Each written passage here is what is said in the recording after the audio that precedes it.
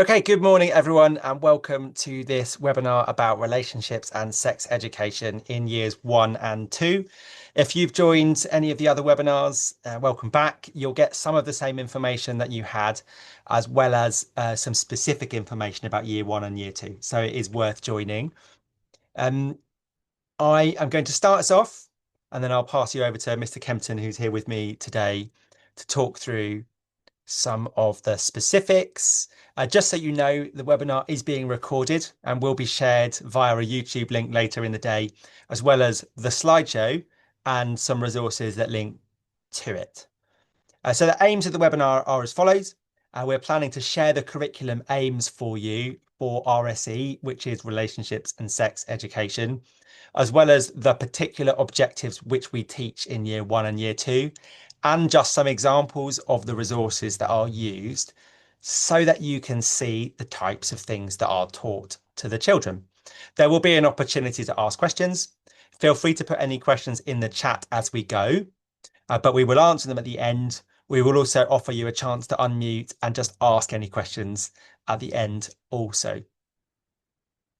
I'm going to kick off by talking about some key points around relationships and sex education and what it means.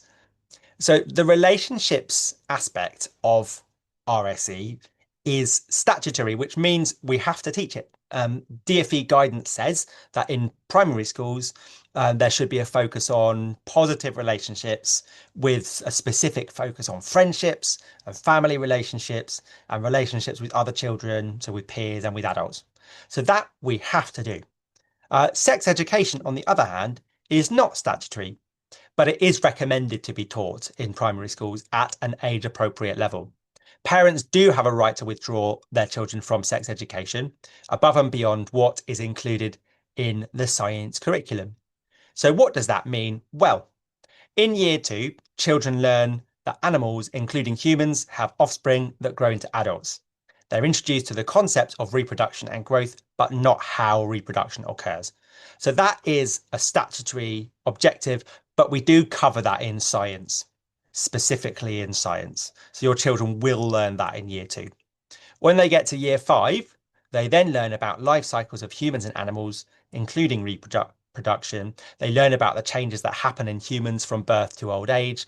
Particularly, they learn about puberty and periods. That happens in their science lessons that they have to have, that they can't be withdrawn from. But I'll come on to in a moment what our approach is to RSE and what we use to teach that. And so you'll know how you can remove your children from the sex education bit if you want to. So there's more information following this link. As I say, the slideshow will be made available to you. This document on the right-hand side is the statutory guidance for schools. So if you wanted more information about what we have to teach, that's where you'll find it. We use a scheme called Jigsaw. Now, Jigsaw is so called because there are 6 puzzle pieces that go together to make all of the learning in PSHE. They are taught through the year, and they are being me in my world, celebrating difference, dreams and goals, healthy me, relationships, and changing me. So each puzzle piece is a slightly different way of looking at our personal, social, and health education.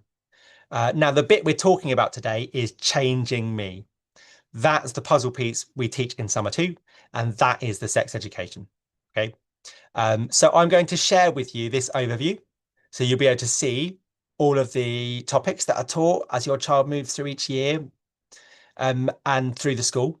And we'll also share this booklet with you, which talks about how Jigsaw approaches the subjects of RSE. Okay, so I'm going to hand over now to Mr. Kempton, and he will just talk through with you exactly what is taught in year 1 and year 2, as well as giving some examples of resources. So this is obviously year 1 objectives. These lessons will be taught by the class teacher themselves. So by myself and Mrs. Collins in year 1, and Mrs. Chappells and Mrs. Norfolk and Mrs. Dodds in year 2. So the class teacher will be teaching this material to the children, so they're comfortable with the adult that's in the class at that moment in time, and obviously the teaching assistant will be there as well the class. So if they have any questions, they'll obviously share that in a comfortable environment with known adults. So these are specific objectives with year one. And obviously there's a sort of sequence of lessons that would run throughout the half term, and they develop as we go forwards.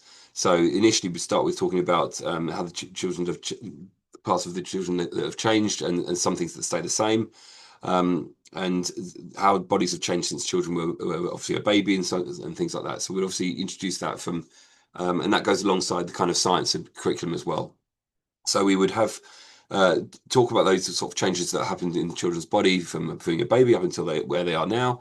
And then we would obviously identify parts of the body, talking about kind of different parts of the body that they'll obviously be familiar to and know. But then we would obviously use specific parts of the body, which are, private areas as well. So we would use terms like, as you can see on the screen there, things like penis and testicles, vagina, and things like that. So those terms would be used and discussed within lessons. And so we would use the correct terminology for to children understand that and the meaning of those words.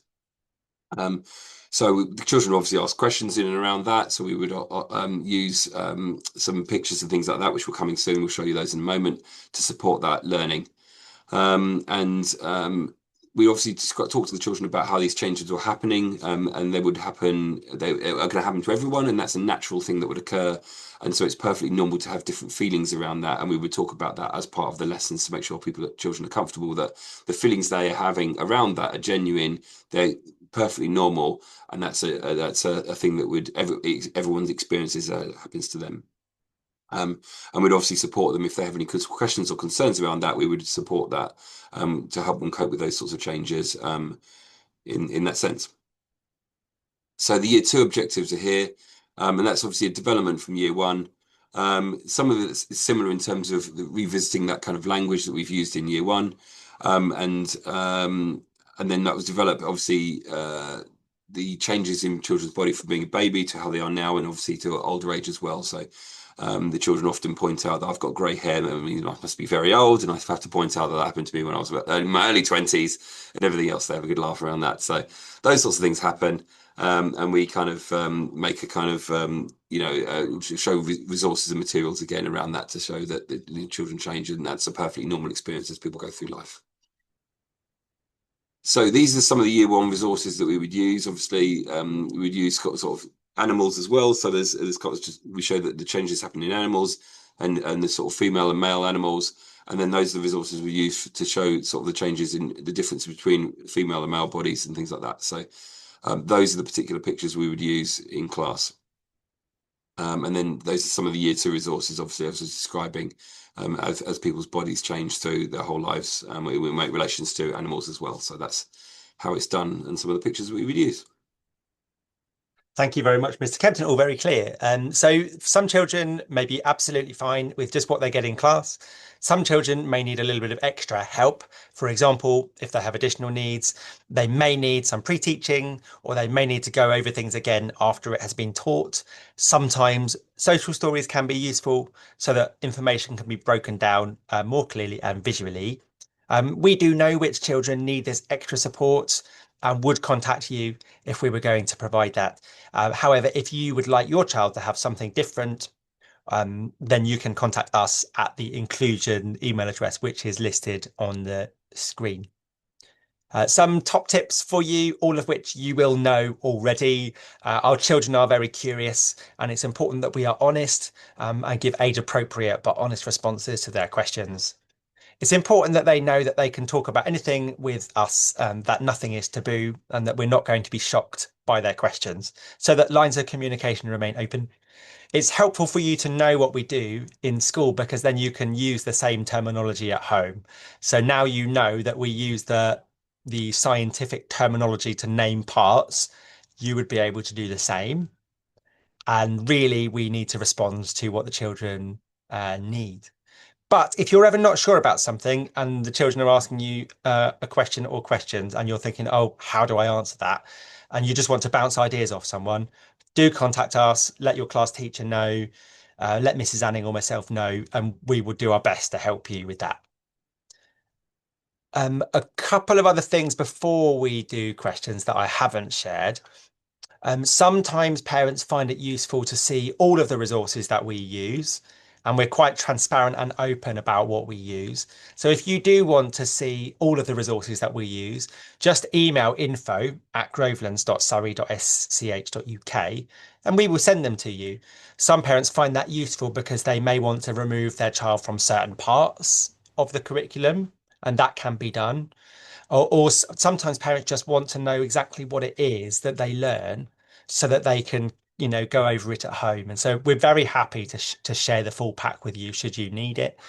If you do want to remove your child from any part or all of the sex education lessons, all you need to do is email info stating that, and we would then pass that on to the class teachers who would action that for you. So it really is very simple.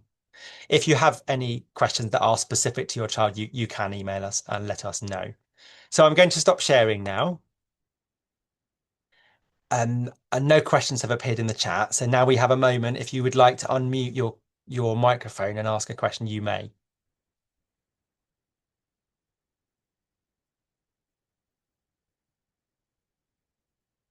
Okay, so no questions on this occasion, but like I say, if you want to follow up with an email with any particular questions, you are very welcome to do that. And I'm sure your children will look forward to their RSE lessons this half term. Thank you so much to everyone for coming along, and we wish you a good Friday and a great weekend. All the best. Thank you. Thank you so much.